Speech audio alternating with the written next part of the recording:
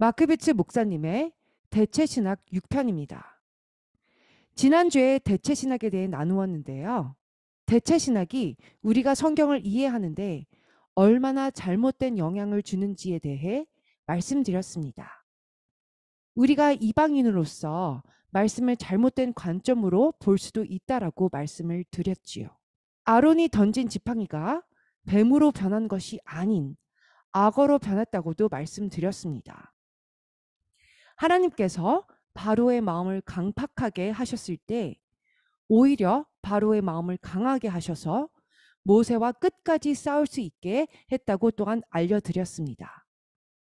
베드로가 3번 부인하고 닭이 운 것이 아닌 수탉이라고 불리우는 제사장이 아침 기도를 외치는 것이라고도 말씀드렸지요. 우물에 있던 사마리아 여인이 창녀가 아닌 신약에서 가장 거룩한 여인 중 하나라고 또한 말씀드렸습니다. 소경인 바디메오가 예수와를 보게 되었다는 말씀도 나누었지요. 자, 오늘 우리가 잘못 이해하고 있는 성경 이야기 3편을 나누게 되겠습니다. 자, 오늘 우리가 잘못 이해하고 있는 성경 이야기 3편을 나누게 되겠습니다. 히브리 문화에 대한 이해 부족으로 인해 우리가 잘못 이해하고 있는 이야기들인 것입니다. 여러분, 아미다 기도에 대해 들어본 적이 있으신가요? 제 손에 아미다 기도문에 대한 작은 책자가 있습니다. 아미다 기도는 18가지 축복에 대한 기도문이고 하루에 3번 기도하는 것입니다. 아미다 기도문은 BC 450년에 쓰여졌습니다. 에스라와 느헤미야가 성전을 재건할 때 쓰여졌지요. 이스라엘 백성은 하루에 3번 기도하게 되는데요. 첫 번째는 아침 9시에 오전 제사를 드릴 때입니다. 두 번째는 정오 12시, 세 번째는 오후 3시, 오후 제사를 드릴 때이지요. 예수와께서도 그의 전 생애를 하루에 3번 이 기도문으로 기도하셨습니다. 제 손에 있는 2000년 이상 된 이 기도문으로 예수와께서 하루에 3번 기도하셨다라는 것입니다. 굉장한 기도문이기에 여러분께 무엇인지 알려드리겠습니다. 아미다 기도는 서서 하는 기도입니다. 모든 영어 성경책에 번역이 잘못된 부분이 있는데요. 사도행전 3장 1절을 보겠습니다. 제9시 기도 시간에, 자, 이 시간은 오후 3시, 이들이 항상 오후 제사를 드릴 시간인 것입니다. 제9시 기도 시간에 베드로와 요한이 성전에 올라갈새, 이스라엘 백성들이 다 성전에 올라가서 서서 기도를 드리는 것이지요. 이 기도문은 2400년 이상이 되었습니다. 18개의 축복 기도문이 포함되어 있습니다. 이 기도문은 하루에 3번 하는 것이었는데요. 예수와께서 태어나시기 550년 전부터 기도해 오던 기도문이었습니다. 이 기도문은 유대인의 삶에 자리 잡혀 있는 기도문인 것입니다. 올바르게 번역된 사도행전 3장 1절에서 2절의 말씀을 함께 보겠습니다.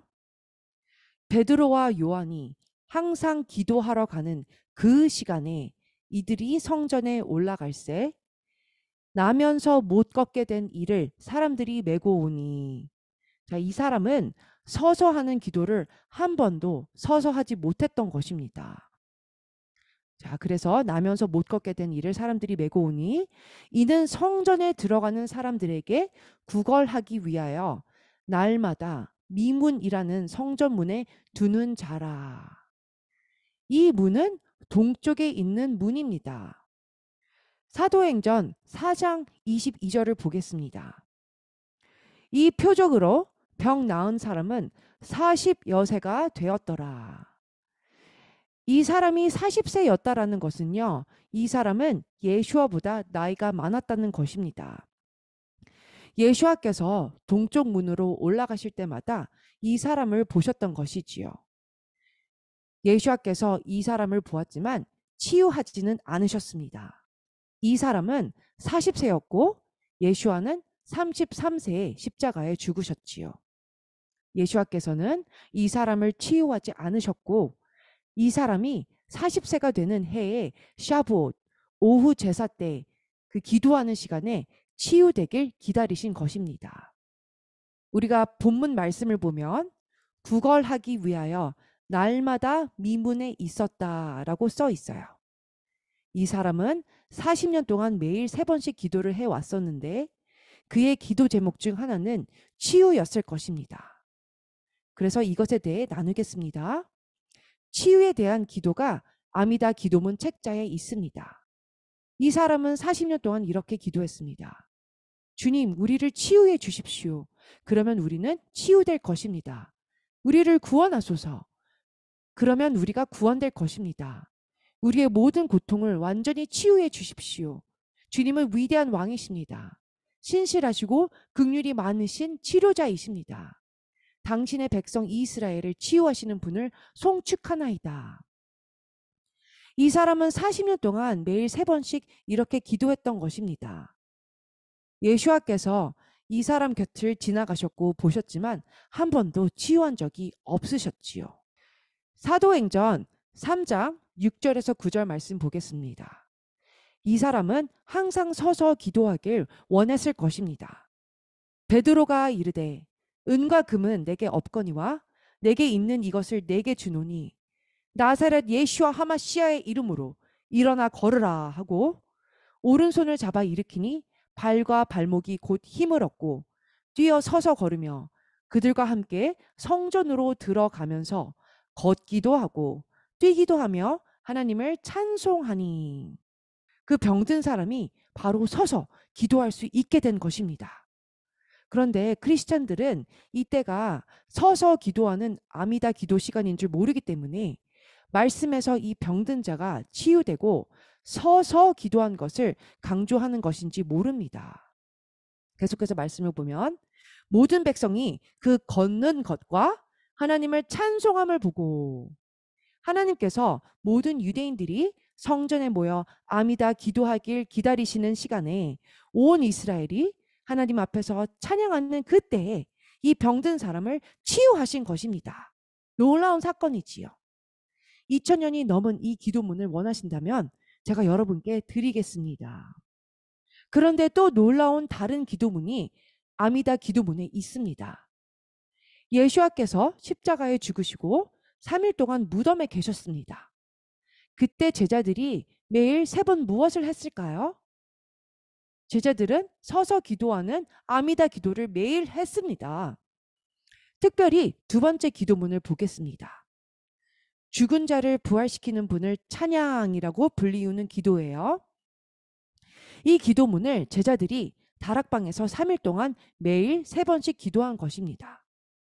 이들은 두려움에 사로잡혀 있었고 예수와께서 죽길 원하지 않았었지요. 죽은 자를 부활시킨 분을 찬양하는 기도에는 무엇이라고 써 있는지 보겠습니다. 엘로힘 주님은 영원한 강력한 용사이십니다. 죽은 자를 살리시는 구원의 대장이십니다.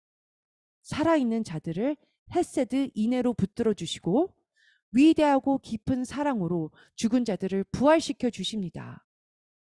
넘어진 자들을 붙드시고 아픈 자들을 낫게 하시며 묶인 자들을 자유케 하시고 땅에서 잠자고 있는 자들에게 주님의 진리의 언약을 성취하십니다. 엘로힘이시여, 주님과 같이 위대한 분이 어디 계십니까? 누구를 주님과 비교하겠습니까? 삶과 죽음을 주장하시는 왕이시여, 우리를 구원하신 분이시여. 예수와께서 무덤에 계실 때에 제자들이 3일 동안 열렬히 기도했다고 생각하시나요? 이것을 한번 보세요. 예수와의 실제 이름은 예슈아입니다. 자, 히브리어로 예슈아는 영어로 번역하면 무엇이라고 하나요? 구원입니다. 죽은 나무 같은 아론의 지팡이가 싹이 나고 열매를 맺은 것을 보고 우리는 영어로 flourish, 번성하게 자라났다라고 말합니다. 또한 죽었다 살아났다, 부활했다라고도 합니다. 이 기도문에 바로 이 단어 flourish가 있지요. 이 기도문을 보면 예수아를 통해 죽은 자를 부활시킨다라는 부분이 있습니다. 히브리어로 구원을 예수아라고 합니다. 이 기도문에 나오는 영어 단어 flourish는 부활을 뜻합니다. 3일 동안 제자들은 하루에 3번씩 예수아께서 부활하신다는 것을 기도한 것이지요. 이들이 기도하고 있었을 때 예수아께서 갑자기 그들 가운데에 나타나지 않으셨을까 생각해 봅니다. 오후 3시 기도의 시간에 말이지요. 아미다 기도문을 모르신다면 이 말씀을 이해하기가 쉽지 않습니다. 제가 국어라는 사람에 대해 방금 말씀드렸지요. 그리고 이 사진은 3일 동안 예수아께서 무덤에 계셨지요. 바로 그 시간에 제자들은 부활하소서라고 기도한 것입니다.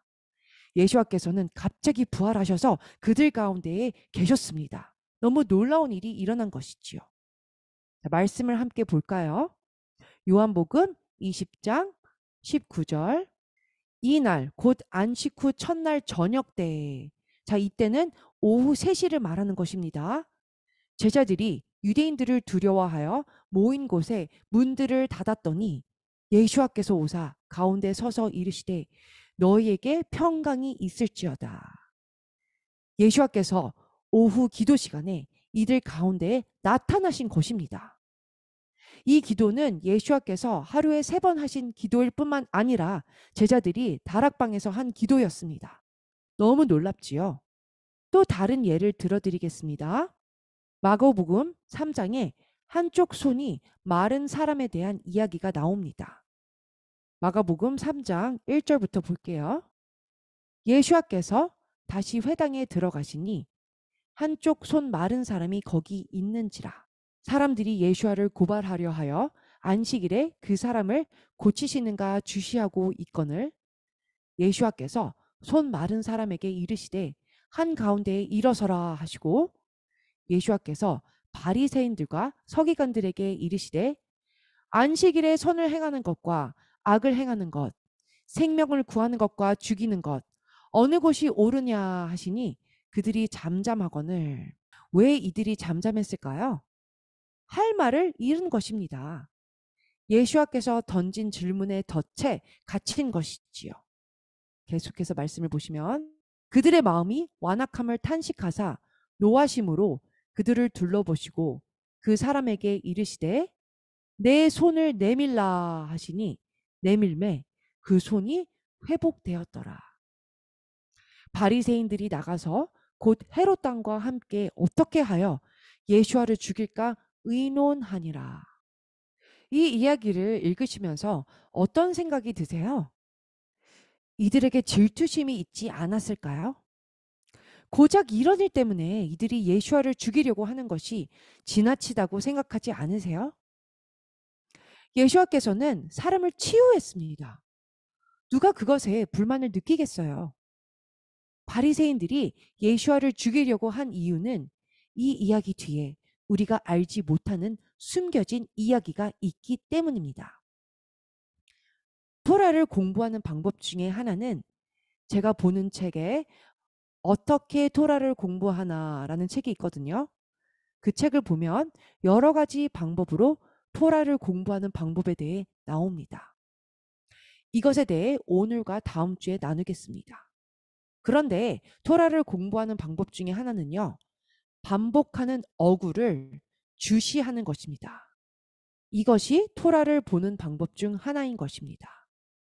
방금 말씀에서 읽은 이야기를 보시면 예수와께서 안식일 날에 기적을 행하시고 유대인들이 안식일에 기적을 행하심으로 인해 율법을 어긴 예수와를 죽이려고 했지요. 저희가 예수와의 기적에 대한 바리새인들의 반응을 보면 이들은 너무나 지나친 반응을 보인 것입니다. 예수와를 죽이면 안 되지요. 그런데 어떤 사람들은 예수와께서 안식일을 안 지키시는 분이셔서 안식일에 아픈 자를 치유하신 것이다 라고 말하는 사람들이 있습니다. 혹은 예수와께서 율법을 지키시지 않으신다. 유대인들은 악하다. 이렇게도 말하는 사람들이 있어요. 그런데 이 모든 말들은 다 사실이 아닙니다. 이 날은 안식일이었어요. 유대인들은 안식일에 무엇을 하지요? 토라를 공부합니다. 예수와께서는 말씀을 나누시는 것을 좋아하시지요. 구약에 나오는 이야기들을 전하셨습니다. 안식일 때마다 토라를 생동감 있게 공부하기 위해 모세의 이야기를 재현하듯이 서로 나누었습니다. 머리에 있는 지식이 아닌 말씀을 실제적으로 적용하려고 했던 것입니다. 예수와께서는 안식일의 회당에서 모세의 시대로 한번 돌아가서 생각해 봅시다 라고 하신 것입니다. 자, 그래서 여러분이 순종을 하면 복을 선택하는 것이고 불순종을 하면 저주를 선택하는 것입니다.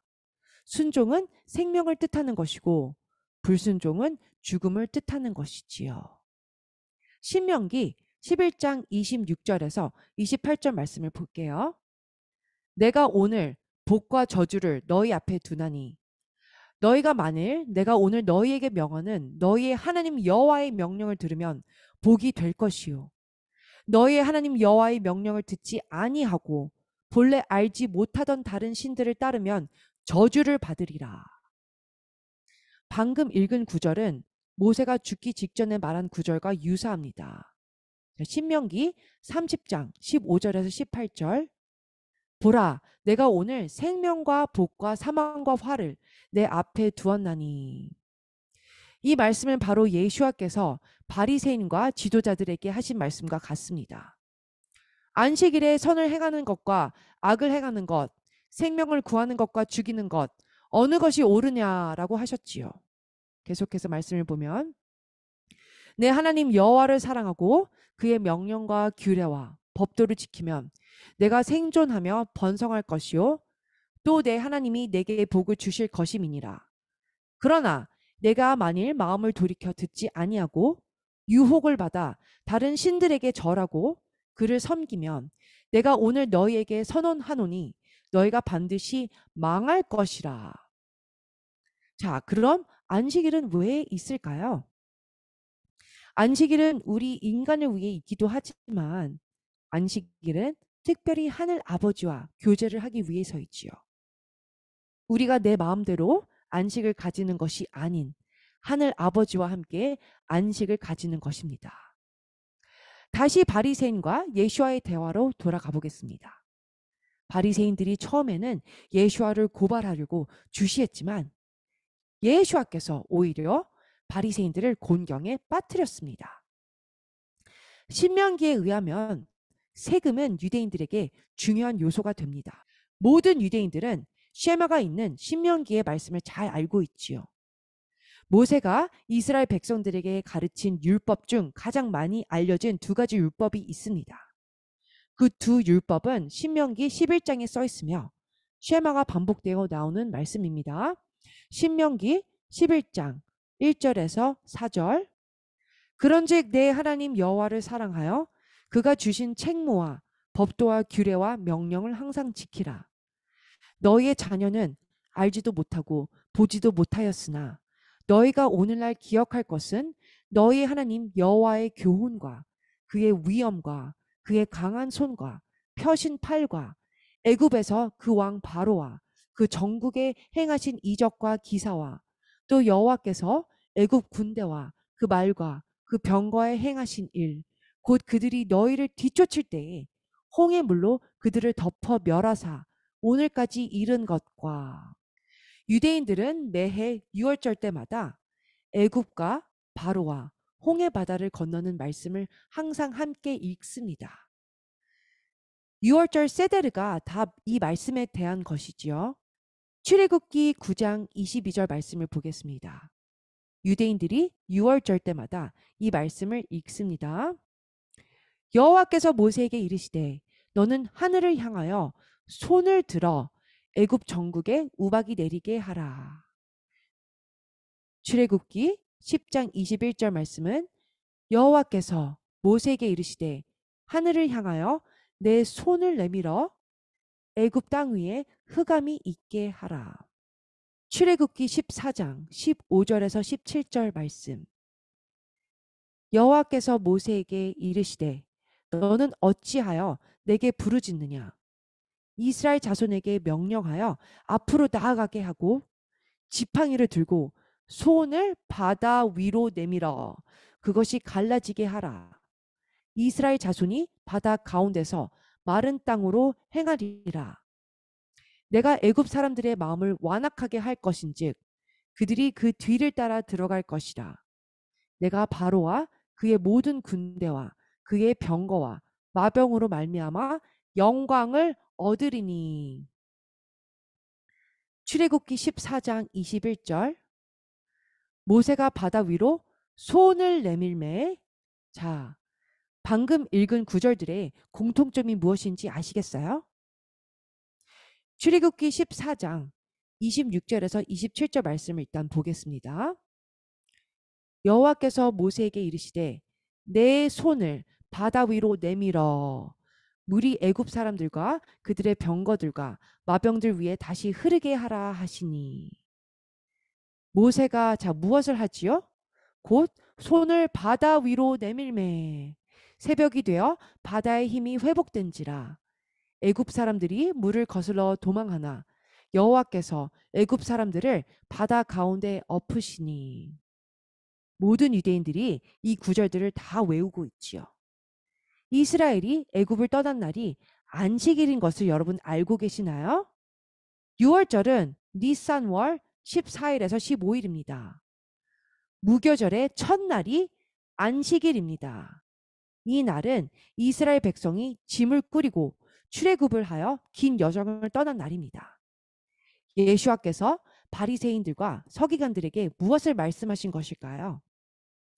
안식일에 모세는 백성들에게 짐을 꾸리고 애굽을 탈출하게 했으며 7일 있다가 또 다른 안식일에 이날은 무교절의 마지막 날입니다.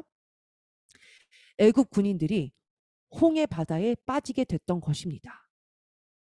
예수와께서 바리새인들에게 왜 모세를 통해 나를 공경에 빠뜨리려고 하는가? 모세는 안식일에 짐을 꾸려서 여정을 가게 한 사람이다. 모세가 바로 백성들에게 안식일 날 홍해 바다를 건너라고 했고 큰 승리를 가져오게 했다. 안식일에 이 아픈 한 사람을 치유하지 못하게 하는 이유가 무엇인가? 라고 말씀하신 것입니다. 예수와께서는 안식일의 심오한 의미에 대해 이들에게 알려주는 것이었습니다. 왜냐하면 이들은 안식일을 이해하지 못했기 때문이에요. 하나님의 율법과 계명을 오히려 알아야 하는 지도자들이 안식일에 대해 더 이해하지 못하고 있었습니다. 이스라엘 지도자들이 주시했던 예수와께서 오히려 바리새인들을 곤경에 빠뜨렸습니다.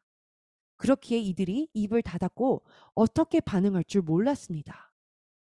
이들은 예수와께서 모세에 대해 한 말씀에 대해 정확히 알고 있었습니다. 이들은 예수와를 문제에 빠뜨리려고 모세의 율법을 사용했지만 예수와께서 실제적으로 이들을 모세의 율법에 적용시키게 하신 것이지요.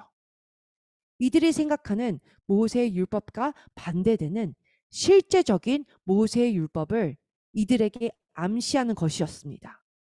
이들이 명확하게 알아들을 수 있는 방법으로 말이지요. 그런데 문제는 자기의 방식대로 모세의 율법을 주장하는 유대인들이 대체 신학을 따르고 있었다는 것입니다. 그 당시에도 대체 신학이 있었어요. 하나님을 자기의 방식대로 이해한 것이었습니다. 저는 카톨릭 가정에서 자라났는데요. 제가 어렸을 때 하나님은 천둥 번개를 사람들에게 던지는 무서운 분으로 생각했었습니다. 하나님은 그러신 분이 아니세요. 그런데 대체 신학은 심지어 유대인들에게도 있었습니다. 우리가 하나님의 형상대로 지음을 받아 그 분을 닮으려고 하기보다는 하나님을 자기가 생각하는 방식대로 이해하려고 하는 것이 대체 신학인 것입니다. 예수와께서는 이들의 완악함을 인하여 탄식하셨어요. 우리가 이 말씀을 읽을 때에 구약에 나오는 이야기와 연결을 시켜야 되는 것입니다. 손이 마른 자에게 무슨 일이 일어났었나요? 마치 모세에게 하신 것처럼 예수와께서 손이 마른 자에게 손을 내밀라라고 하셨습니다. 이스라엘 지도자들의 완악한 마음으로 인해 예수와께서는 노하셨습니다. 예수와는 야훼 하나님으로서 손이 마른 자에게 손을 내밀라라고 하신 것이지요. 바리새인들은 예수와께서 하나님인 것처럼 명령하시니까 완전히 화가 났었겠지요. 예수와께서 손이 마른 자에게 내가 모세처럼 손을 내밀어라 라고 했잖아요. 그리고 바리새인들은 애굽 사람들처럼 그 자가 낫길 원하지 않는 마음이었고 완악한 마음이었습니다. 이 문구의 연관성을 이해하지 않으면요, 실제로 무슨 일이 일어나고 있는지, 왜 그들이 예수와를 죽이려고 했는지에 대한 전체적인 연관성을 놓치게 됩니다. 놀랍지 않은가요? 과연 야훼께서 안식일에 모든 사람을 해방하고 치유하셨기 때문에 야훼께서 악하신 것입니까? 이스라엘 지도자들이 예수와를 덫에 걸리게 하려고 했습니다. 왜냐하면 이들이 생각하는 모세와 실제의 모세는 달랐기 때문입니다. 오늘날 많은 기독교인들도 같은 방식으로 따라오고 있습니다. 그런데 놀라운 사실은 이스라엘 백성이 애굽을 탈출한 날이 무교절의 첫날이며 안식일이라는 것입니다. 홍해 바다를 건넌 날은 무교절의 7번째 날이고 이 날도 안식일이었습니다. 이것에 대해 모르시는 분들이 많으시지요. 예수와께서 물어보셨습니다. 안식일에 선을 행하는 것과 악을 행하는 것, 생명을 구하는 것과 죽이는 것, 어느 것이 옳으냐? 그런데 하나님께서 나는 둘 다 한단다. 나는 생명을 구하기도 하지만 죽이기도 하지. 라고 하시겠지요. 우리는 어느 쪽을 택할까요? 애굽인들처럼 마음을 완악하게 할까요? 아니면 하나님을 사랑하는 신자가 되어야 할까요? 여러분께 또 다른 이야기를 나누겠습니다. 복음서를 읽을 때 구약의 말씀과 연결해서 보면 완전히 다른 관점으로 보게 됩니다. 자, 이 이야기는 제가 좋아하는 성경 이야기 중 하나입니다. 지도를 보시면 갈릴리 호수가 보이고 위쪽에 가버나움이 있지요. 자, 아래쪽에 빨간 별 2개가 있는 곳을 한번 보세요. 모래산이 보이시지요? 히브리어로 모래는 선생을 뜻합니다. 예수와께서 바로 모래 선생님이셨지요. 수넴이라는 곳도 보이시지요? 여러분, 위쪽에 가버나움과 아래쪽 나인이라는 곳에 제가 빨간 동그라미를 쳤습니다. 나인이란 곳은 수넴 바로 위에 있습니다. 성경에 2가지 기적이 일어난 이야기가 있는데 그 중에 하나는 수넴에서 일어났고 다른 하나는 나인에서 일어났어요. 말씀에서 이 이야기를 보게 되면 예수와께서 가버나움에 계시다가 나인으로 내려가시게 됩니다. 그런데 이 이야기를 보시기 전에 타나크, 구약에서 연결된 말씀을 보길 원합니다. 열왕기하 4장 8절 말씀. 하루는 엘리사가 수넴에 이르렀더니. 자, 아까 지도에서 수넴을 봤지요? 그곳에 엘리사가 간 것입니다. 거기에 한 귀한 여인이 그를 간권하여 음식을 먹게 하였으므로 엘리사가 그곳을 지날 때마다 음식을 먹으러 그리로 들어갔더라. 그런데 14절에서 17절에 무슨 일이 일어났나요? 엘리사가 이르되 그러면 그를 위하여 무엇을 하여야 할까 하니 게하시가 대답하되 참으로 이 여인은 아들이 없고 그 남편은 늙었나이다 하니 이르되 다시 부르라 하여 부르매 여인이 문에 서니라. 엘리사가 이르되 한 해가 지나 이때쯤에 내가 아들을 안으리라 하니 여인이 이르되 아니로소이다. 내 주 하나님의 사람이여 당신의 계집종을 속이지 마옵소서 하니라. 여인이 과연 잉태하여 한 해가 지나 이때쯤에 엘리사가 여인에게 말한 대로 아들을 낳았더라. 여러분들이 한 번도 안 들어보셨을 수도 있었을 텐데요. 유대인 역사에 따르면요. 이 여인의 아들이 요나라고 알려져 있습니다. 어쨌든 간에 이 일은 수넴에서 일어났습니다. 이 작은 마을에서는 서로가 무슨 일이 일어났는지 다들 알고 있었겠지요. 누가복음 7장 1절에서 2절 말씀 함께 보겠습니다. 예수와께서 모든 말씀을 백성에게 들려주시기를 마치신 후에 가버나움으로 들어가시니라. 어떤 백부장의 사랑하는 종이 병들어 죽게 되었더니. 자, 모두가 이 이야기를 알고 계시죠? 누가복음 7장 11절에서 12절 말씀 보겠습니다. 그 후에 예수와께서 나인이란 성으로 가실새. 수넴에서는 아이를 못 낳는 여인이 아이를 낳는 기적이 일어났었지요. 그런데 나인에서는 무슨 일이 일어났을까요? 자, 예수와께서 나인이란 성으로 가실새 제자와 많은 무리가 동행하더니 성문에 가까이 이르실 때에 사람들이 한 죽은 자를 메고 나오니 이는 한 어머니의 독자여 그의 어머니는 과부라. 엘리사도 죽은 아이 위에 3번 누워서 그 아이를 살린 이야기 생각나시지요? 자, 그 이야기는 수넴이란 곳에서 일어난 일이었습니다. 그런데 지금 방금 읽은 구절은 나인에서 일어난 일이고 한 어머니의 독자가 죽어서 사람들이 메고 나오는 중이었어요. 이 여인은 과부였고 그 성의 많은 사람도 그와 함께 나오거늘. 저희 방송을 다른 나라에서도요 많이들 시청하시는데요.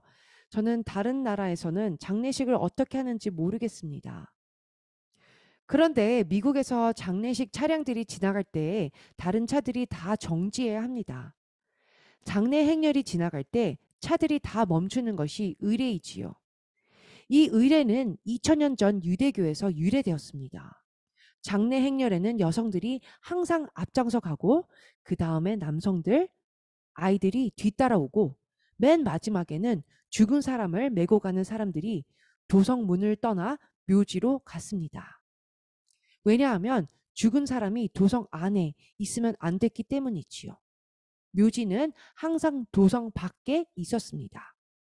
그 당시에 누구든지 그 도성에 들어가는 자마다 장례 행렬이 지나갈 때에는 멈추어 서서 장례 행렬이 끝날 때까지 기다려야 했습니다. 역사에 있었던 일입니다. 유대인들은 항상 의식, 즉 의례를 중요시합니다. 그렇기에 공정한 변호사들 중에 유대인들이 많이 있는 것 같습니다. 무엇이 옳은지를 잘 판단하지요. 그런데 만약에 장례 행렬이 있는 거리에 결혼 행렬이 같이 있게 되면 어떻게 될까요? 어느 쪽이 멈춰야 할까요? 이런 일이 실제로 있었습니다. 유대인들은 결혼 행렬이 우선이라고 결정했습니다. 왜냐하면 죽음보다 삶이 중요하기 때문이지요. 그런데 결혼 행렬과 장례 행렬과 또 이스라엘 왕의 행렬이 동시에 있게 되면 어떻게 해야 할까요? 어느 쪽이 멈춰야 할까요? 화면에 장례 행렬을 보고 계십니다. 결혼 행렬도 하고 있어요. 또 이스라엘 왕의 행렬도 있어요. 누가 멈춰야 하냐면 결혼 행렬이 멈춰야 했습니다. 왜냐하면 이스라엘 왕이 언제나 우선순위였기 때문입니다. 아까 읽었던 말씀을 한번 생각해 보세요. 예수와 함께 많은 사람들이 도성에 들어갔다고 말씀에 써 있습니다. 도성의 문은 폭이 좁습니다. 많은 사람들이 장례 행렬로 인해 도성을 빠져나가고 있었습니다. 두 그룹이 서로 반대쪽에서 오게 돼서 충돌하기 직전입니다. 어느 쪽이 멈춰야 할까요? 결혼 행렬이 멈춰야 할까요? 예수와께서 멈춰야 할까요? 장례 행렬이 멈춰야 할까요?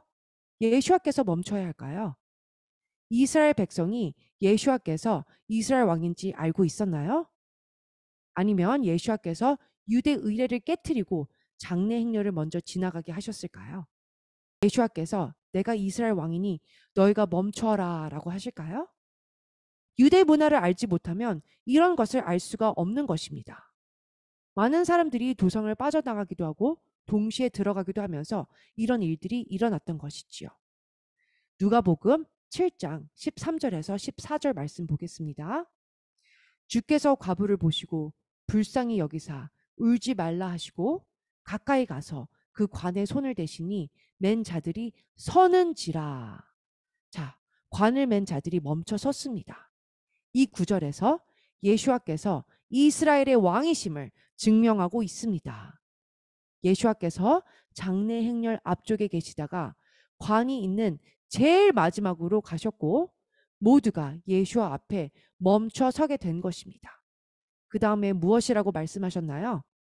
예수와께서 이르시되 청년아 내가 네게 말하노니 일어나라 하시매.